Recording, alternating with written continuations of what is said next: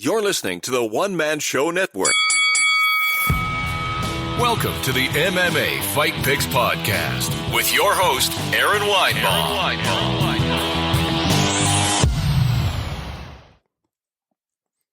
Hey, everyone. Welcome to the MMA Fight Picks Podcast. I am your host, Aaron Weinbaum. I'm trying something a little different tonight. Of course, you can always comment on Periscope or whatnot and help me pick some fights, but I threw up a live link also saying, basically that will get you in the video chat as well. And this is kind of an experimental thing, so I don't know if it'll work or not, but I figured, what the hell? Thank you, Ecamm Live, for letting me trying out this new technology. So, I do see I got lots of viewers so far, so feel free to make your comments. This is for the Brian Ortega versus Korean Zombie Chang Sung-Jung. So, super excited for that fight. And I think it has implications. I think it's been announced. It does. The winner does get the next 145-pound title shot against Alexander Volkanovski. So that's pretty cool. But first up, let's pick some fights here. Oh, I already messed it up. Oh, yep. Okay, hang on here. Boop, boop, doo. Thomas Almeida versus Jonathan Martinez. All right, so let's take a look at Thomas Almeida first. Oh, my stream quality's already been reduced. Wonderful. This fight taking place at bantamweight, of course. Thomas Almeida, 2 losses in a row here.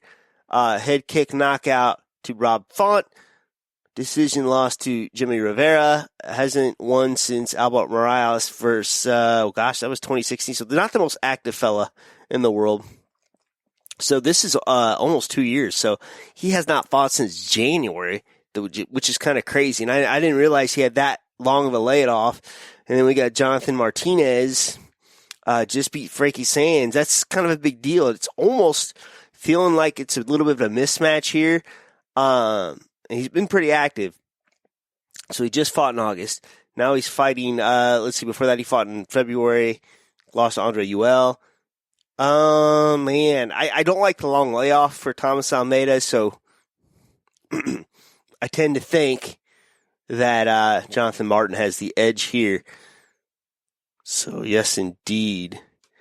Yeah, I have gotten some things messed up here. All right, no. Jimmy Crute versus Modestas Bukauskas. Nice. Let's see here. Jimmy Crute. Of course, this fight taking place at light heavyweight. And, of course, all of a sudden my Twitter's blowing up. I don't know why. Okay. Jimmy Crute just beat Michel Oleschuk. I can't pronounce that. Has a loss against Misha Sirkov. Has wins over Sam Alvey, Paul Craig, Chris Birchler. Kind of an impressive resume there. And I've been ragging on these guys, so these guys I've never heard of. This guy is Modestas Bukauskas. I've heard of. He's from Lithuania. And these are the guys who are kind of coming in and killing it lately. He's had one fight in the UFC against Andreas Michailidis. Has wins over Ricardo Gonzalez. He hasn't lost. And I can keep counting out these guys. These guys that are just kind of coming in outside of the UFC or very inexperienced in the UFC. But I tend to think I'm going to go with the Baltic Gladiator here. Because I'm wrong every time. Every time I rag on these guys because they don't have a Wikipedia page. They just have a Sherdog profile or a Tapology profile. But yeah, I'm going to go with the Baltic Gladiator here. Modestas Bukauskas. All right.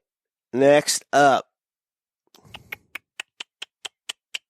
Caitlin Chookagian against Jessica Andrade.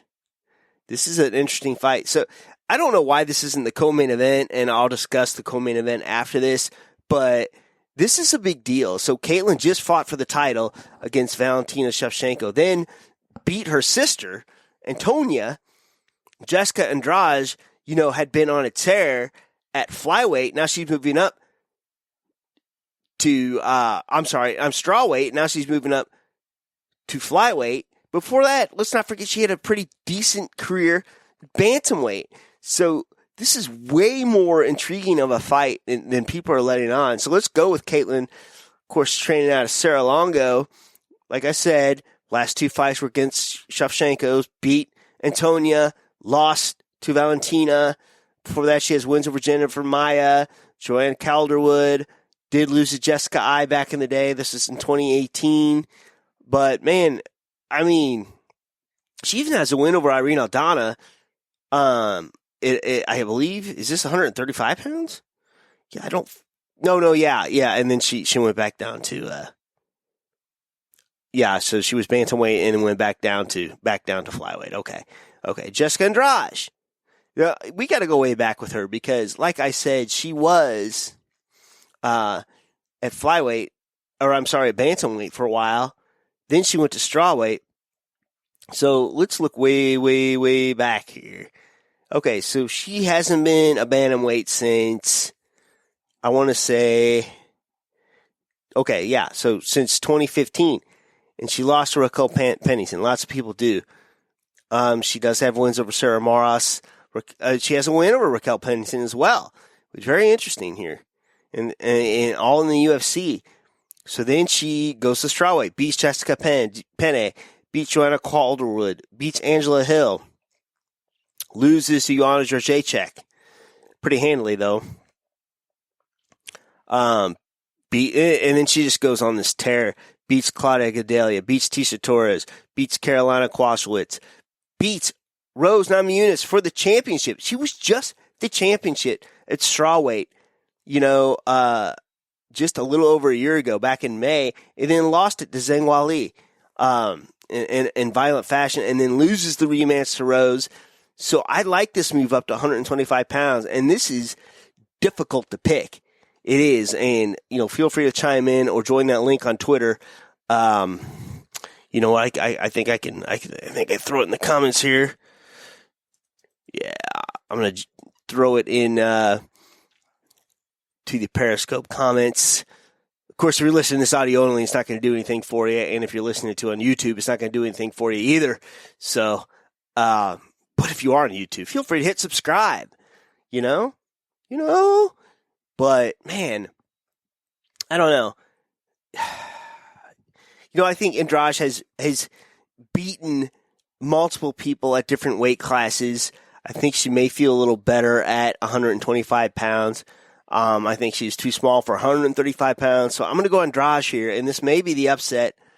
But, yeah. So this is co-main event, and I'm not going to lie. 2 guys I've barely heard of.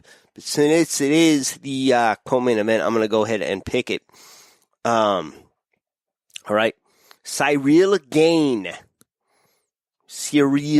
Okay, I'm probably butchering that name here. This is a heavyweight fight against Ante Delija. Ante Walking Trouble is his nickname. Delija. Nice. Beautiful. So let's take a first at Gain. Nothing but wins. He does have a win over Tanner Brozer, who lately, Tanner's been looking real good. I'm going to take a look at Tanner here. I know he's not fighting here. But yeah, beat Rafael Pasosa, Philippe Lins. I thought he was going to win that. And he does, kind of crazy. So he does have that loss to Gain. Very interesting here. But like I said, he's not fighting. So, gosh, wins. I mean, nothing but wins for Cyril Gain, but this is another deal. Okay? Ante Delija doesn't have a Wikipedia page, never fought in the UFC, but has wins over Oil Thompson.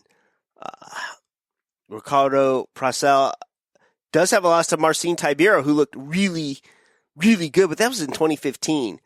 But the thing I don't like about Delija is he hasn't fought since 2019, whereas Gain has fought just as well. I guess they both haven't fought since 2019. How about that? So almost a year between both of them. Ooh, now I don't know. This is interesting. But Gain hasn't lost yet. Elijah has had that loss against Tibera. Golly, but doesn't fight very often at all. 2015, 2018, twice in 2019. And then you got Gain. Oh, man. You know what?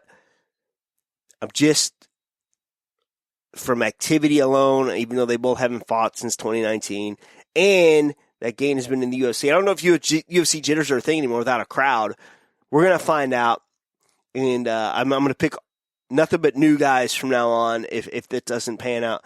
But yeah, I like Cyril Gain on this. The main event of the evening: Brian Ortega versus the Korean Zombie Chang Song-jong.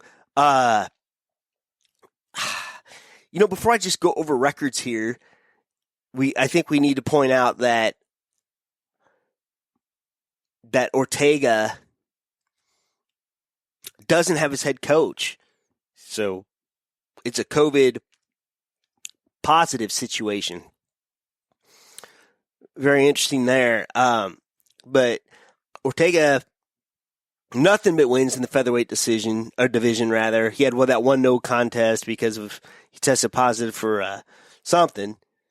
But, he's fought nothing but the best here. Max Holloway, he did lose to. He hasn't fought since 2018, which is crazy. That's almost 2 years ago. And like I said, if you are watching for the main event here, I see lots of looky-loos here. Feel free to comment and help me pick. Let me see here. We'll go to the Twitter real quick and make sure I'm getting everything. Yeah, all right, we're good. But let me just demolish Frankie Edgar, beats Cub Swanson with a sick guillotine. Another guillotine against Hanada Moicano. I forgot he fought Clay Guida, which is kind of crazy. But let's look at the Korean Zombie. Although he has not been as active either, he seems to have, endless not ring rust. I don't know what the word is, but he never gets ring rust. But he did just beat Frankie Edgar. It was a short notice fight. I didn't like that fight for Frankie because he was coming down to 135 already, and he took that fight. Also a win over Hoynata Makano. Does have that loss against Rodriguez, that flash knockout with an elbow. Wins over Dennis Bermudez, but I'm going back to 2017 here. He looked great against Hoynata Makano, but it's hard for me to tout that Frankie Edgar victory because Frankie's, I love him to death, but Frankie Edgar's on the decline, and that was, that was also him coming down to 135 pounds. So it's not quite as impressive to me, but Ortega takes some time off between fights, but it doesn't seem to bother him either. I'm going to go Ortega here. As much as I love the Korean Zombie, I'm going Ortega. I think Ortega is going to probably pull it out. And if not, I don't know where he goes from here. He's a big dude. He'll probably go to 155 pounds. That's it. We've done it. We picked the fights. If nobody else has anything, I'm going to end it right here. Going once, going twice. All right. I'll see y'all next week. Shalom. Please remember to support the podcast by visiting the affiliate links on AaronSaysWhat.com.